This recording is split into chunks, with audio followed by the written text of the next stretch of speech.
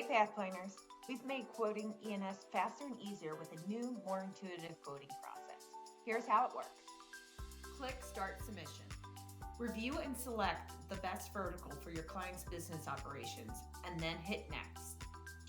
Select from the coverage types available for your client's business, from general liability to property to a full package, and then hit Next. Some verticals, like contractors, will invite you to use the search tool to share more info so that Pathpoint can show you our appetite options. One added feature agents can take advantage of for property submissions is entering the tenant operations at the beginning of the submission flow. That way you can determine what tenant operations are in appetite so you can save time and energy. After selecting your vertical and your coverages, you'll be able to review the appetite information summary. From there, create submission.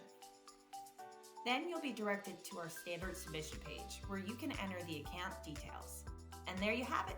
Simple, easy, faster E&S quoting at pathpoint.com.